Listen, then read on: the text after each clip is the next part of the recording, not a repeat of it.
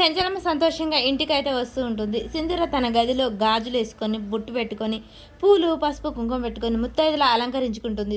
చెంచలమ్మ అయితే లోనికి సంతోషంగా వస్తూ ఉంటుంది. సింధూర కూడా అంతే సంతోషంగా చంటిని గుర్తు చేసుకుంటూ తన భర్తగా చంటినైతే అంగీకరించి ఇక ముత్తైదులా అలంకరించుకుంటుంది. చెంచలమ్మ లోనికి వస్తుంటుంది. సింధూర తన మెడలో ఉన్న తాళిబొట్టును అలా చేతిలో పట్టుకొని చూస్తూ ఉంటుంది. అక్కడే ఉన్న పసుపు, కుంకుమ తీసి తాళిబొట్టుకైతే పెట్టి కళ్ళకు అద్దుకుంటుంది.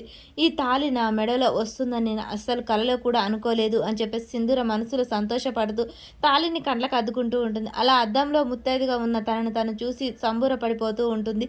చెంచలమ్మ అయితే ఈలోపే సింధూర గది దగ్గరికి రానే వస్తుంది. ఇక చెంచలమ్మ ఒక్కసారిగా సింధూరా అని పిలవడంతో సింధూర షాక్ అయి అలాగే చూస్తూ ఉంటుంది.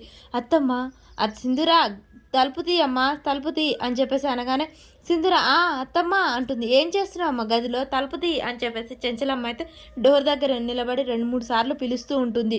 సింధూర ఏం చెప్పలేక తడబడుతూ అత్తమ్మ వస్తున్నా, ఏం చేస్తున్నావు అమ్మ గదిలో, వస్తున్నా అత్తమ్మ అని చెప్పేసి అంటూ ఉంటుంది. ఇంకా చెంచలమ్మ అయితే సింధూర గదిలో దగ్గర ఎదురు చూస్తూ ఉండగానే సింధూర తలుపు తీసి ఓపెన్ చేస్తుంది.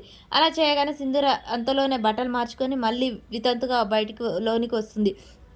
రండి అత్తమ్మ ఇక్కడికే నిలబడ్డారేంటి, రండి అని చెప్పేసి పిలవగానే అమ్మ సింధూరా నేను మీ అమ్మ నాన్న దగ్గరికి వెళ్ళాను, వాళ్ళు ఎంత సంతోషపడ్డారో తెలుసా, ఈ మాట వినగానే చాలా సంతోషపడ్డారు అనగానే పెళ్ళైన నాకు పెళ్లి చేయాలనుకుంటున్నావు అత్తమ్మ, ఈ విషయం నేను ఎలా చెప్పాలి అని సింధూర మనసులో అనుకుంటుంది.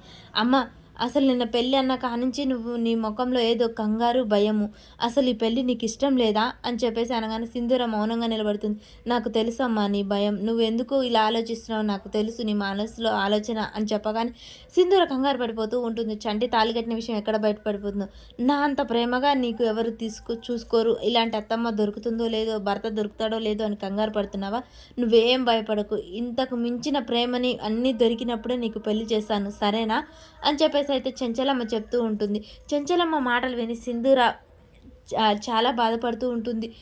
చంటినే భర్త అని చెప్పలేను, ఏంటి అత్తమ్మ నాకు ఈ శిక్ష, భర్తగా చంటిని ఎలా అంగీకరించాలి, మీ మౌనానికి తల వంచాలా, ఏం చేయాలని ఆలోచిస్తూ ఉంటుంది.